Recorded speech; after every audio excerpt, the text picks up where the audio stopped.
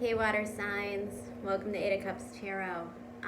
This is for my Cancers, Scorpios, and Pisces. And this reading is just kind of encapsulating the energy of the full moon that we are having tomorrow. It's a full moon in Libra, and it's pretty substantial because, as all full moons do, they'll be bringing up some emotional stuff. You know, bringing things to the surface. But this one's really special because, you see, the last time that Saturn and Pluto were in a conjunction was in the sign of Libra, and that was in 1982-83. So now we came off of that Saturn-Pluto conjunction in Capricorn that happened in January, and we're still very much in the transition of that. But this full moon is the first full moon in Libra since that Saturn-Pluto conjunction energy came to a close. So we closed off a really big cycle in our relationships, in how we are in relationships, in how we handle relationships, emotional stuff with our connections. And so this full moon comes along and it says, boom, here's an opportunity for the new cycle to begin.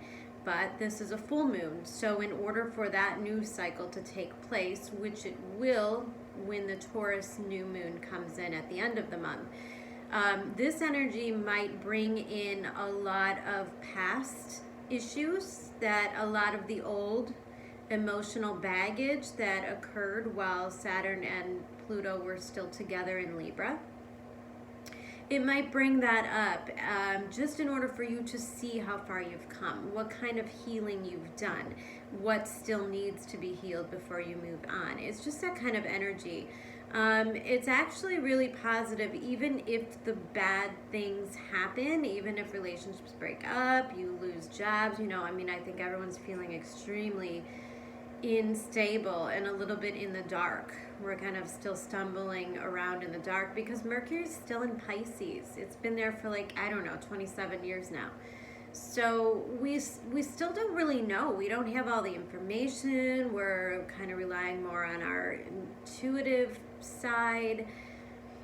We can't quite make sense of everything yet. The pieces aren't quite coming together. It's very much a transition period, and we're all feeling extremely vulnerable. So, water signs. You're coming out as a Queen of Cups, so you are in your element. This is a card of Cancer. Queen of Cups is that emotional ability to give. It's the compassion, it's a nurturing side of us. So we get a lot of power. I say we because I have a Cancer moon and Venus. We get a lot of our power from our mastery of our emotions. Now, those emotions probably got us in trouble, in our younger years. So when you see the Princess or the Knight of Cups, that's kind of a more naive energy where you're just out there wearing your heart on your sleeve, you love it, you believe in it. Queen of Cups is a little bit smarter. She's been through several disappointments. She knows how to protect her energy, how to protect her heart, how to protect those around her.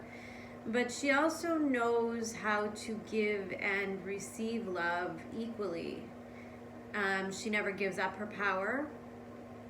She is always in full receiving mode. And that's the thing, you have to be able to receive love in order to be in that Queen of Cups mode. And usually there are blocks. There are blocks that keep us from really being receptive to the things that are good for us, that are nurturing for us. When we're in periods of upheaval, when we're used to a certain way of life, and this is what I mean about that old cycle of Saturn and Pluto and Libra, relationships might have felt heavy, burdensome. They might have felt like they were a lot of work. everything needed to be fair. There were always conditions, because Libra is fairness, but it's also conditions, right? There's so many agreements. It's so official, and I think we're giving way to new structures with a Capricorn, a better energy for succeeding together. I think in terms of relationships, the Saturn-Pluto conjunction is kind of where power and determination meet. The idea of commitment is sort of reinforced in a better way that could help each person strive for a greater future. There's a lot more power that Saturn has in Capricorn that gives way to success, earned success. And it didn't have that kind of power when it was in Libra. And so a lot of fears were born. And now we have to learn how to operate in a less fearful place and a more hopeful and forgiving and compassionate place within ourselves. Aquarius, I know, and the 5th house, creativity. So, Aquarius, there's a very heavy energy of Uranus that comes along with this full moon. It makes aspects to Uranus, which is a card of Aquarius. It is a sudden knowing. They're sudden in moments of enlightenment, of different perspective.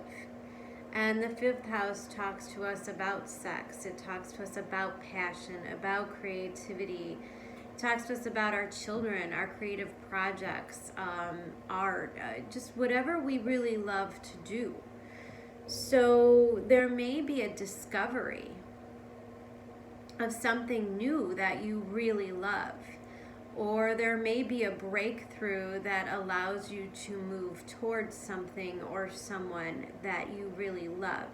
Now that 5th house, this is a card of Leo. This is a card of standing in your power. There's a card of reaching depths of self-esteem that you have even when you don't have it, right?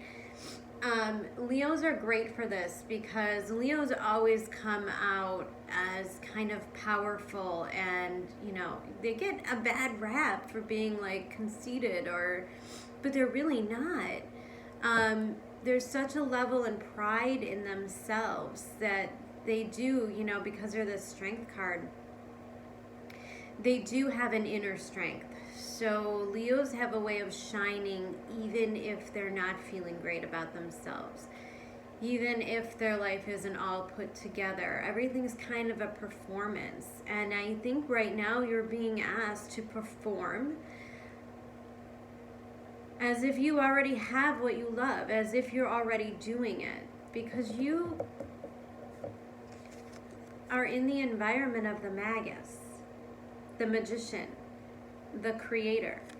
And when this comes out next to the 5th house, it tells me that you're in a real position of power because you are creating things out of just simply loving them, out of just knowing what you belong with. Aquarius is very much about the tribe, the family, your soul people. Aquarius is about connections that serve the greater good. Aquarius is about tapping into your higher knowledge and seeing things from a higher perspective. There could be a lot of enlightenment into hobbies or passions or relationships that are starting to become much bigger. And it's kind of a catch-22 because here's your energy. What a duality, right? This keeps playing out, these dualities.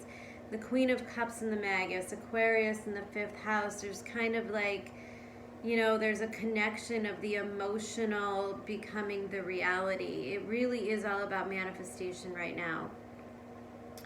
And it's all about plowing through all of the ways in which you feel trapped. That's the energy that you're in. There's so much power and determination. A card of Cancer. There's so much power to overcome the mental anguish, the I'm not good enough, I don't have enough experience, all the ways in which you feel you don't deserve. This is all of the ways that we hold ourselves back from every situation in our lives. It's where we don't apply for the jobs. It's where we don't show up to the interviews, where we ghost somebody because we kind of really liked them. It's all of these ways in which fear overcomes us. And the Chariot means you're determined to move past that. That was an old phase and you're moving into the new. The Chariot is kind of the new version. And the new version of you is really spectacular. Again, Queen of Cups in the upright. So what's happening? Things are going to be brought to the surface. There may be areas in your life where you thought you were really good. You thought you had taken care of that. You thought that situation was old and dead, and it may be resurrected. People may come in from the past. You may have dreams about people from your past. Old wounds might be triggered by new people. But they're very much opportunities. That's all. I don't see a lot of strife. I don't see actual breaking up of relationships or anything here. I just see fears being brought to the surface. So you could see them and heal them. There's still things below the surface that are making it hard for you to accept love that's being offered to you. You see that Chariot, there's something that wants to move towards you. There's an offer or a person that wants to move towards you, but there's just a level yet of healing that needs to occur before you can accept this kind of love, this kind of opportunity, because it brings a lot of emotional depth with it. Sometimes in really powerful connections, friendships, relationships, even parents, especially with children, if you go through hard times and you heal together, there's an infinite strength that is born, and we're kind of renewed in that energy. And things might happen in which that energy has to be renewed. There may be a need to rely on someone when you didn't think you could, or you didn't, you may have to ask for help and you really felt hopeless, but somebody stepped up. Somebody renews your faith. Somebody heals you. Somebody teaches you that not all relationships are bad, that not everyone's going to end in heartbreak, that sometimes you do win. The Star, the 5th house. If you really believe, because you're in full manifestation mode, if you really believe and if you really love this situation, this person, then whatever comes up now is not going to test the strength of the relationship. It's actually going to strengthen the relationship, because it's going to cause you to realize what you haven't healed. And that's it. That's all you have to do. Like, just address those inner things that were kind of keeping you stuck in fear that you didn't even know about. And it brings it to the surface, and then, it clears the path for the Chariot to make its way through. The ever unfolding rose, cracked open. It's happening for you, not to you. Well, that's how the universe works. It shows you things, and slowly but surely it unfolds you into the story of your destiny, right? you're learning about yourself. You're learning, like I said, you're in a whole new cycle with relationships. You don't even, maybe if you aren't somebody that isn't watching YouTube spirituality and tarot card readings and horoscopes, if you're not that person, this is still happening. But it's all about your perspective. And what might feel like obstacles that keep getting in the way are really just opportunities for healing right now. And the knowing that through your perseverance, through believing in yourself, through believing in love, ultimately, in connections, in relationships, in family, transformation can occur. The story is just unfolding. There's so much more that you don't know. There's so much more to this. The possibilities are really endless. It really is a limit of what your limit is, your inability to dream bigger, right? Just keep dreaming because it's all going to work out for you. You just have to believe in it, and you have to have the ability to accept it and know that you deserve it when it shows up on your doorstep. So you can't be in a place of, I'm not good enough. You can't be in a place of, I don't know enough. I don't have this or that done yet. I'm not quite ready. There's no more, I'm not quite ready. The universe is going to bring one thing up after another until you've cleared that path completely, because it's moving time. It's go time. That's really, 2020 is all about the setup, because 2021 is where all of the real action occurs, the big changes, the big transformations. This is all that inner stability that we need to get to in order to succeed. Your animal cards that came out, I just really love. You got the fox and the oyster. Oh, I love this. I'm going to actually read both of these to you.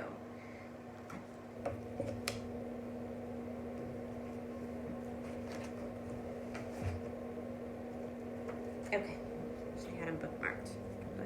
I'm going to grab a sip of coffee really quick.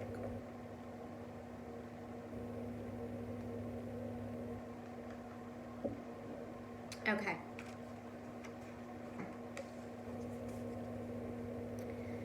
Fox. Isn't he cute? I think foxes are really cute. Smart, strong partner or mate, and a wise teacher. What did I say about the teacher? The fox is an enchanting creature with plenty of mystique to go around.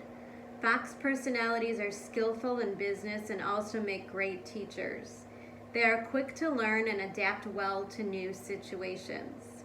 Foxes are ideal life partners as they commit to relationships for the long term. And their natural charisma keeps things exciting.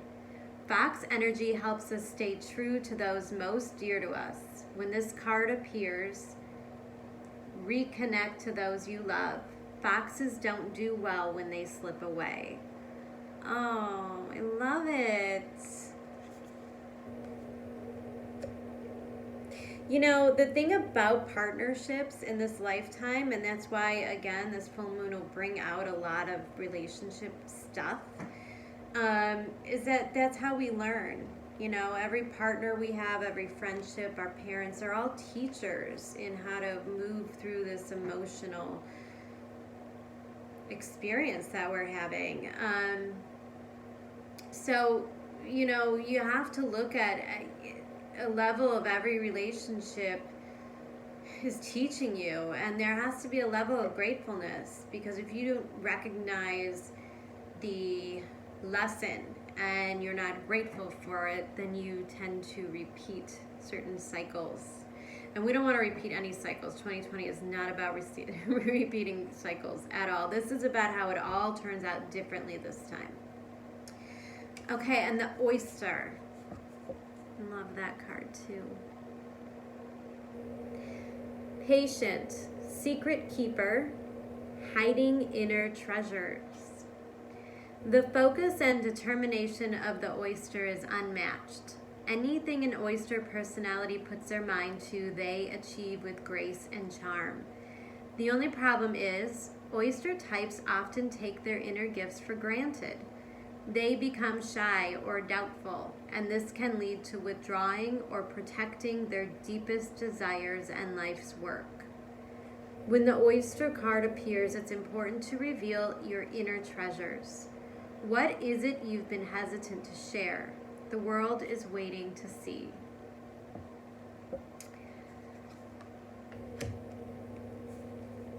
Awesome. Awesome.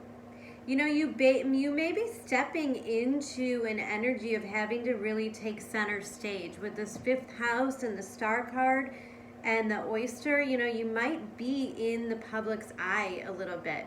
You may be maybe an artist. I know times are weird. We can't like go out and do things. So, you know, maybe there's success. Aquarius could be the internet, you know, maybe something's going to go viral for you, you know, but you might be in a place where you're starting to step into the limelight in a way.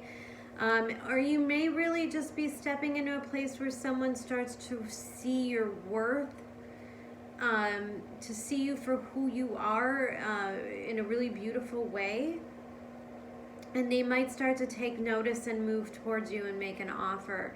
You know, it's just really all about being in your authentic self, where you're happiest and most comfortable, because that's where that inner charisma comes from, and that's how you attract things to you. So really, it's all about maintaining that inner happiness, that sense of adventure, of fun. It's not, everything doesn't have to be so serious, and you could just really love and be yourself. I just feel like, I don't know why, it's not in here. You have the star, but the sun card keeps coming to mind. All right, great reading. Pisces, Scorpio, and Cancer. I'll be checking in somehow, someway, not sure, next week. But you'll hear from me. And until then, I wish you all the best of luck. Bye.